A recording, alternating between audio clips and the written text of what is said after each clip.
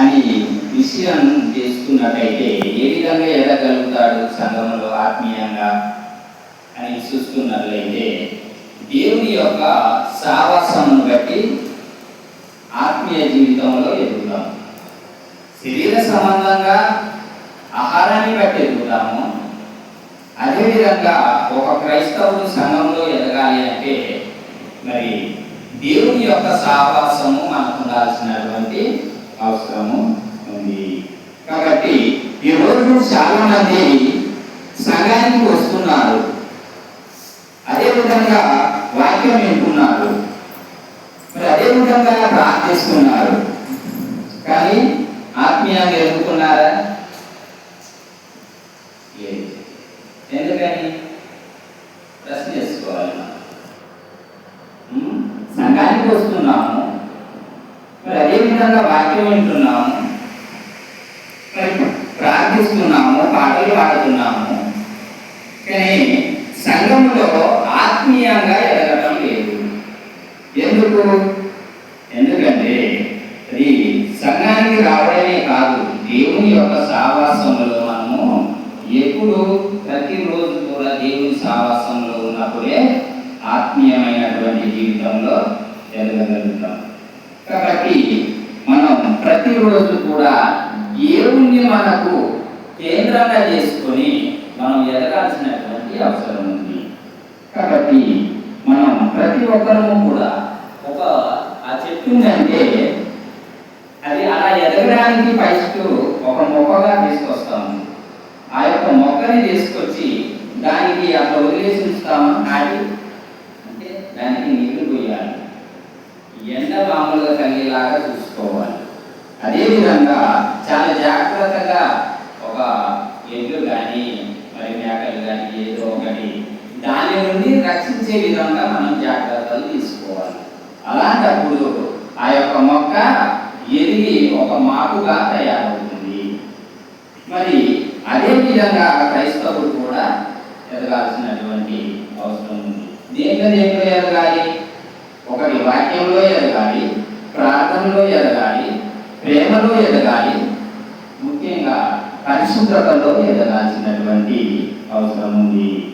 ఈరోజు మనం సంఘంలో ఆత్మీయంగా ఎలా ఎదగాలో కొన్ని ముఖ్యమైనటువంటి విషయాలని మనం మనం చూసుకుందాం. మొట్టమొదటిగా నెంబర్ 1, దీంట్లో దేవుని వాక్యంలో ఎలా ఎదగాలి అన్నటువంటి విషయాన్ని మనం చూసుకోవాలి. దేంట్లో? దేవుని వాక్యంలో ఎలా ఎదగాలి. మొదటి పేతురు రాసినటువంటి పత్రిక 2వ అధ్యాయము 2వ వచనం. దేవుని వాక్యంలో ఎలా ఎదగాలన్నటువంటి విషయాన్ని అపొస్తలుడైనటువంటి మరి పేతురు గారు రాస్తూ 2వ అధ్యాయం 2వ వచనంలో సమస్తమైన దుష్టత్వమును, సమస్తమైన కపటమును, వేషధారణను, అసూయతను, సమస్త దుష్టన మాటలను మాని. ఏం మానాలంట అంటే ఏం మానాలి చెప్పండి ఒకసారి. సమస్తమైనటువంటి దుష్టత్వమును, సమస్తమైనటువంటి కపటమును. కపటం అంటే తెలుసా? కపటం అనేది మనిషి నలుగురిలో ఉన్నప్పుడు ఒకలాగా, సంఘంలో ఉన్నప్పుడు ఒకలాగా, సమాజంలో ఉన్నప్పుడు ఒకలాగా, మరి రకరకాలుగా ఉన్నటువంటి వారినే కపటలు అని అంటారు. అంటే ఇప్పుడు ఒక తీరుండి బయట లోన మరొకలా ఉండేదానే కపట జీవితము. కాబట్టి అలాంటి కపటమైనటువంటి జీవితాన్ని మనము జీవించకూడదు. మరి ఇంకేం చేయాలి? వేషధారణను, అసూయత అంటే ఇతరుల యొక్క ఎదుగుదలను చూసి కూడా మనం అసూయించుకునే వారముగా ఉండకూడదు. ప్రతి విషయంలోనూ మనం ప్రేమ కలిగినటువంటి వారముగా ఉండాల్సినటువంటి అవసరం ఉంది. సమస్త దూషణ మాటలను మాని క్రొత్తగా జన్మించినటువంటి శిశువును పోలిన వారమై నిర్మలమైనటువంటి వాక్యమును పాలవలన రక్షణ విషయంలో ఎదుగు నిమిత్తము ఆ పాలని అపేక్షించుడి. అంటే ఇక్కడ కొత్తగా జన్మించినటువంటి శిశువు ఏ విధంగా ఉంటాడు అంటే ఒక కొత్త జన్మ, ఒక కొత్త శరీరము కలిగి ఉంటాడు. మనసు ఎలా ఉంటుంది? నూతనంగా ఉంటుంది. మరి అదే విధంగా మరి బాప్తిసం పొందినటువంటి వారం కూడా దేవుని ఎవరించే అటువంటి వారం కూడా ఏ విధంగా ఉండాలని అంటే కొత్తగా జీవించినటువంటి శిశువుని పోలిన వారమై ఉండాల్సినటువంటి అవసరం ఉంది. నిర్మలమైనటువంటి వాక్యం వలన పాలను అపేక్షించాలి. అంటే ఒక పసిబాలుడు ఏ విధంగానైతే తన యొక్క పాల కోసము తప్పించిపోతాడో అదే విధంగా ఒక క్రైస్తవురాలు కూడా మరి వాక్యం అన్నటువంటి పాల వలన మనం దానికోసం తప్పించే వారముగా ఉండాల్సినటువంటి అవసరం ఉంది. అప్పుడు రక్షణ విషయంలో ఏదో నిమిత్తము ఆ పాలని అపేక్షించుడి. అంటే వాక్యాన్ని మనం పాల ద్వారాగా స్వీకరించినట్టుగా మనం వాక్యాన్ని ధ్యానించే అటువంటి వారంగా ఉండాల్సినటువంటి అవసరం ఉంది. అదే విషయం మరొక విషయం ఏంటంటే దీనికి ఒక ఆపోజిట్ వచనం చూసుకున్నట్లయితే మనం ఏ విధంగా ఉండాలి అంటే వాక్యం పాల వలన ఎదుగుతూ ఎస్ఐ గారు యోసేయ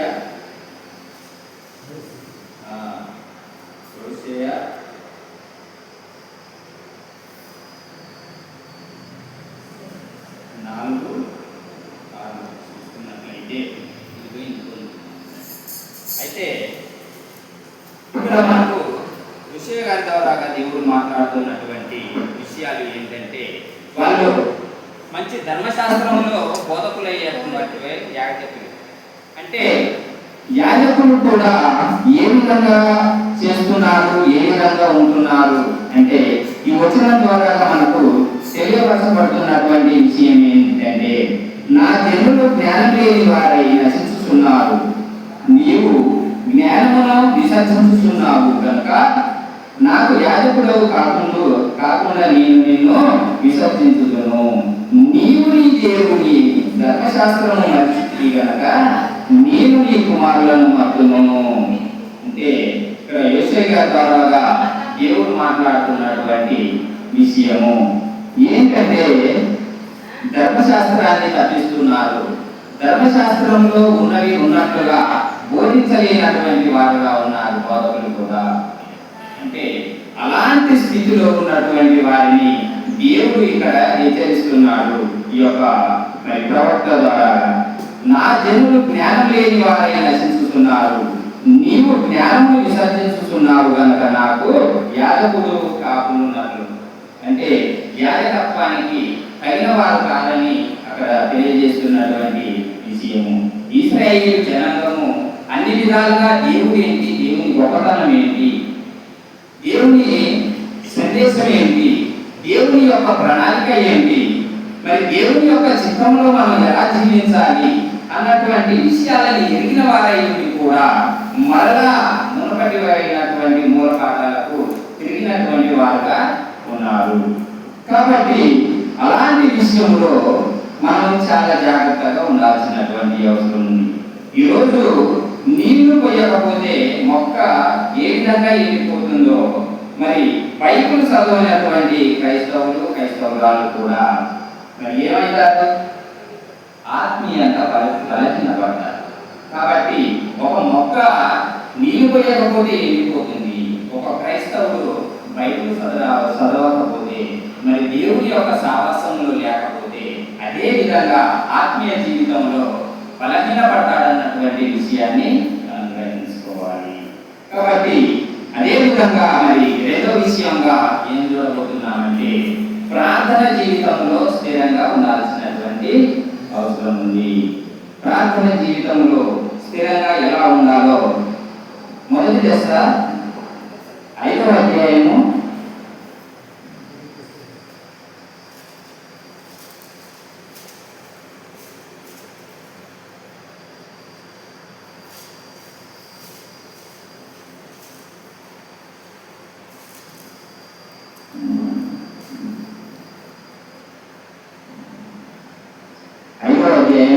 17వ వచనంలో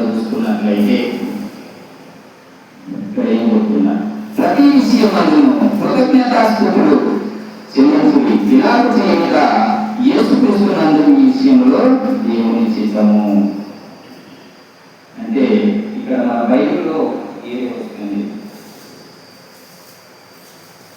మొదటి దశలోనికి రాసినటువంటి పత్రిక 5వ అధ్యాయము 10వ వచనంలో చూసుకున్నట్లయితే ఇంతే. అంటే ఇక్కడ ప్రతి విషయంలో కూడా ప్రతి విషయమందులో కృతజ్ఞతాస్తుతులు చెల్లించి ఇలాగ చేయుట యేసుక్రీస్తునందు ఈ విషయంలో దేవుని చిత్తము. అంటే దేవుని చిత్తం అనేది ప్రార్థన జీవితంలో స్థిరంగా ఉండాల్సినటువంటి అవసరం ఉంది. ప్రార్థన కోసం దేవుని వెంబడిస్తున్నామని చెప్తున్నాం, కానీ ఎంతవరకు దాంట్లో స్థిరంగా ఉంటున్నాము అన్నటువంటి విషయాన్ని మనం చూసుకోవాలి. కాబట్టి ప్రతి విషయంలో కూడా మనము దేవుని చిత్తాన్ని ఎరిగినటువంటి వారముగా ఉండాల్సినటువంటి అవసరం ఉంది. దీనికి ఆపోజిట్ వచనంగా యాకోబు రాసినటువంటి పత్రిక 4వ అధ్యాయము 2వ వచనంలో చూసుకున్నట్లయితే, మీరు ఆశించుతున్నారు కానీ మీకు దొరకలేదు, నరహత్య చేయుదురు మత్సరపడుదురు కానీ సంపాదించుకోలేరు, పోట్లాడుదురు యుద్ధం చేయుదురు కానీ దేవుని అడగనందున మీకు ఏమీ దొరకలేదు. అంటే మనం దేవుణ్ణి ప్రార్థన ద్వారాగా ఘోషించగాల్సినటువంటి అవసరం ఉంది, ప్రయాసపడాల్సినటువంటి అవసరం ఉంది. ప్రతి విషయంలో కూడా మనము దేవుణ్ణి వెంబడిస్తూ ఆయన ప్రార్థన చేస్తూ ప్రతి విషయంలో కూడా ఆయన్ని అడగాల్సినటువంటి వారముగా ఉన్నాము. అదేవిధంగా మరి మన జీవితంలో ప్రార్థన లేకపోతే సరిగా ఎదగగలుగుతామా, స్థిరంగా ఉండగలుగుతామా అంటే ఉండలేనటువంటి స్థితి. ఇప్పుడు మనం వాడుతున్నటువంటి ఒక సెల్ ఫోన్కు ఛార్జింగ్ పెట్టకపోతే అది పని చేస్తుందా? పని చేయాలి. మరి అదేవిధంగా ప్రార్థన లేకపోతే ఆత్మీయ జీవితంలో బలం ఉంటుందా? అంటే ఉండదు. కాబట్టి మనం ఒక ఫోన్కైతే ఛార్జింగ్ పెట్టకపోతే ఏ విధంగా పనిచేయద్దో మన జీవితంలో కూడా ప్రార్థన జీవితం లేకపోతే దేవుని యొక్క సావాసంలో మనం స్థిరంగా ఉండలేము, అంటే ఆత్మీయ జీవితంలో తగ్గిపోతాం అన్నటువంటి విషయాల్ని మనం గ్రహించుకోవాల్సినటువంటి అవసరం ఉంది. మరొక విషయంగా సంఘంలో విడిచిపెట్టకుండా మనం సమాజంగా కూడుకోవాల్సినటువంటి అవసరం ఉంది. దానికి ఏప్రిల్లో రాసినటువంటి పత్రిక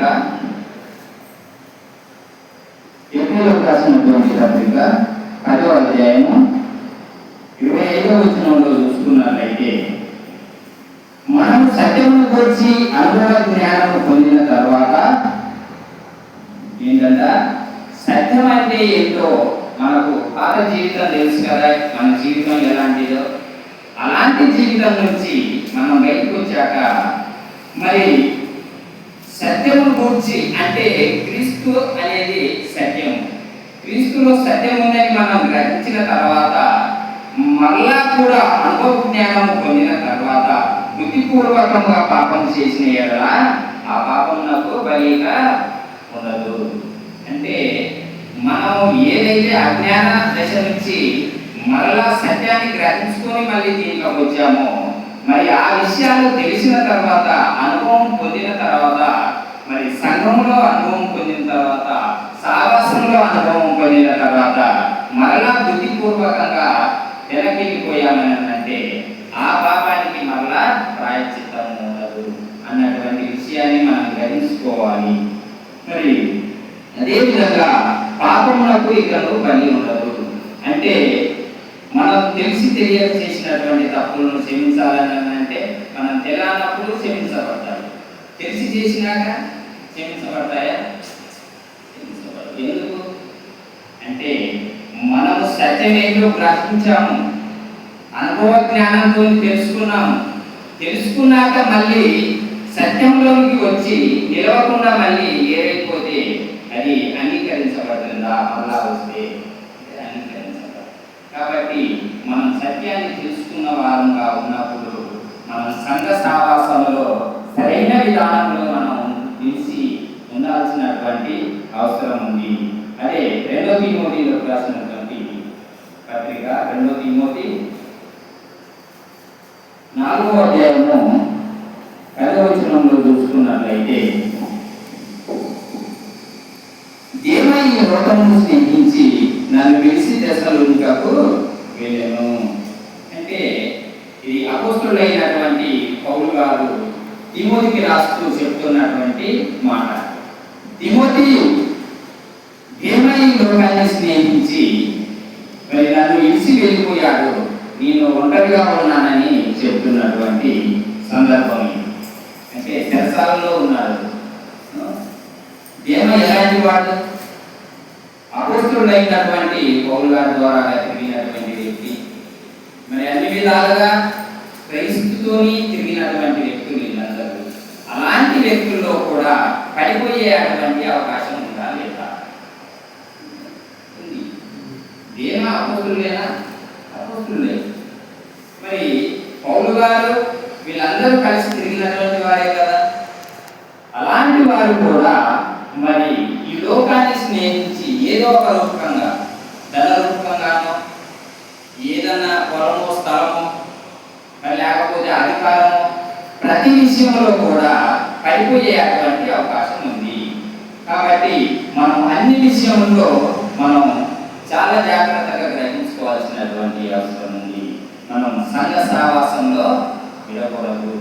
సంఘాన్ని వెంబడించే వారంగా, క్రీస్తుని వెంబడించే వారంగా, బైబిల్ చదివేటువంటి వారంగా మనం ఉన్నప్పుడే మనం ఆత్మీయమైనటువంటి జీవితంలో ఎదగలుగుతాము.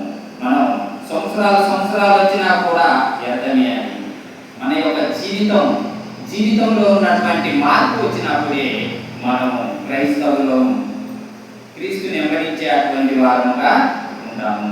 కాబట్టి మనం క్రీస్తుని వెంబడిస్తున్నాం కాబట్టి లోకానికి ఏ విధంగా ఉండాలి అంటే ఒక మాదిరికరమైనటువంటి స్థితి కలిగినటువంటి వారముగా మనం ఉండాల్సినటువంటి అవసరం ఉంది. అదేవిధంగా ఒక చిన్నప్పుడు ఒక పొయ్యి పెట్టామనుకోండి, ఆ పొయ్యిలో ఉన్నటువంటిది నిప్పు మండుగా ఉంటుంది. దాంట్లో నుంచి ఒక బొగ్గు తీసి బయట ఇస్తామనుకో, ఏమైపోతుంది? ఆరిపోతుంది. మరి అదేవిధంగా సంఘానికి దూరం అయితే విశ్వాసంలో కూడా తగ్గిపోయేటువంటి అవకాశం ఉంది. కాబట్టి మరి ఒక పొయ్యి నుంచి గుంపుగా ఉన్నటువంటి బొగ్గుల నుంచి ఒకరిని తీసి బయటేస్తే ఏ విధంగా ఆరిపోతుందో, క్రైస్తవ జీవితం కూడా దేవుని యొక్క సంఘానికి, దేవుని యొక్క సహవాసానికి దూరమైనప్పుడు ఏమైందంటే మనం కూడా విశ్వాసంలో నెమ్మదిగా పడిపోయేటువంటి అవకాశం ఉంటుంది. కాబట్టి మనం విశ్వాసంలో ఎదగాలంటే దేవుని మార్గం నుంచి తొలగిపోకుండా ఉండాల్సినటువంటి అవసరం ఉంది. దేవుని వెంబడించేటువంటి బిడ్డలు లోకంలో ఉన్నటువంటి వారికి మాదిరికరమైనటువంటి జీవితాన్ని జీవించాల్సినటువంటి అవసరం ఉంది. కాబట్టి అదేవిధంగా మరొక విషయము తెలియపరుస్తున్నటువంటి విషయం ఏంటంటే ప్రేమలో ఎదగాల్సినటువంటి అవసరం ఉంది. యోహాను రాసినటువంటి సువార్త 13వ అధ్యాయము, యోహాను సువార్త 13వ అధ్యాయము 34-35 వచనాలు చూసుకున్నట్లయితే, మీరు ఒకరినొకరు ప్రేమింపవలెనని మీకు కృత ఆజ్ఞ ఇచ్చి ఉన్నాను. నేను మిమ్మల్ని ప్రేమించినట్టే మీరును ఒకరినొకరు ప్రేమింపవలెను. అంటే క్రీస్తు ఎలా ప్రేమించాడంట మనల్ని? మీరు ఒకరినొకరు ఎలా ప్రేమించుకోవాలని చెబుతున్నాడని అంటే ఇది మనకు ఒక ఆజ్ఞగా ఇవ్వబడింది, మాటపూర్వకంగా చెప్పబడినటువంటి విషయము కాదు. ఇది ఒక ఆజ్ఞ కాబట్టి మనం ప్రార్థించాల్సినటువంటి అవసరం ఉందా లేదా? ఎందుకు అంటే ఆజ్ఞ అతిక్రమము పాపము. కాబట్టి మనం ఆజ్ఞకు లోపడాల్సినటువంటి అవసరం ఉంది. అదేవిధంగా మీరు ఒకరి ఎడల ఒకరు ప్రేమ కలిగిన వారైన ఎడల దీన్ని బట్టి మీరు నా శిష్యులని లోకం ఏం తెలుసుకుంటుంది? క్రీస్తు యొక్క శిష్యులని తెలుసుకుంటుంది. కాబట్టి మనలో ప్రతి ఒక్కరిలో కూడా దేవుని నుంచి పొందుకున్నటువంటి ప్రేమ మన హృదయంలో ఉండాల్సినటువంటి అవసరం ఉంది. ఇతరులు ఎలాంటి వారు కానీ మనం ఇతరులను ప్రేమించేటువంటి మనసు మనలో లేదనుకో దేవుని శిశువులంగా మనం ఉంటామా? ఎందుకు?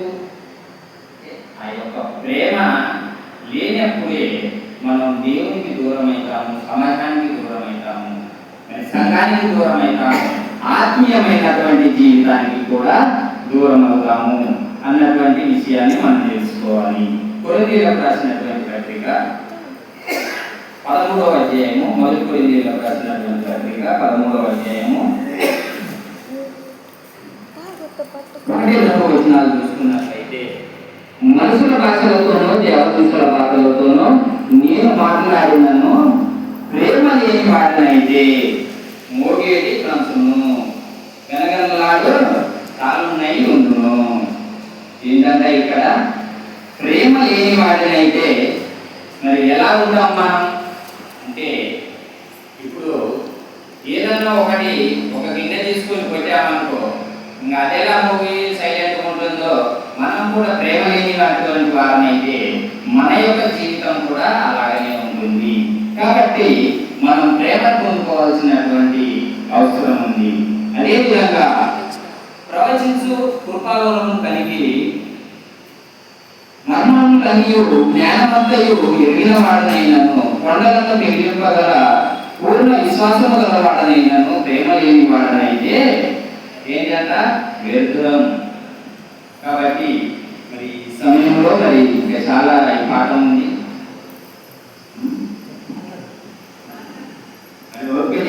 ఈ సమయంలో దేవుని యొక్క ముఖ్య ఉద్దేశం ఏంటంటే, దేవుని ఉద్దేశంలోనికి మనం వచ్చామంటే మేము కోరుకునేది ఏంటి?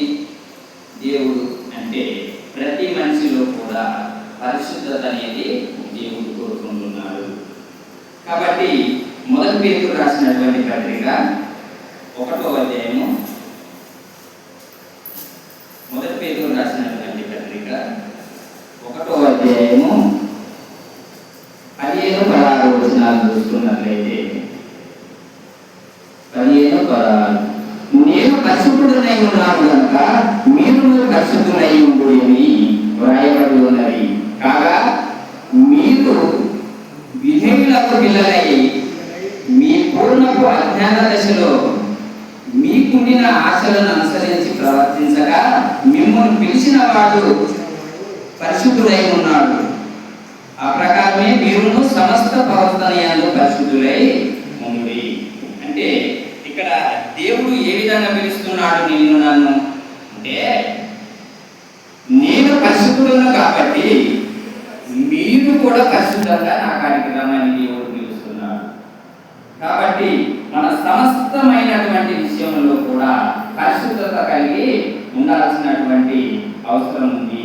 ఒక తెల్ల బట్ట మీద ఒక మరక పెట్టి జీవితమైనా ఒక బట్ట అయినా కూడా ఏ విధంగా పోకుండా ఉంటుందో మన జీవితం కూడా అదే విధంగా తెల్లటి మనసు మీద నల్లటి ఒక మచ్చ పెడితే జీవితం కూడా అదే విధంగా ఉంటుంది.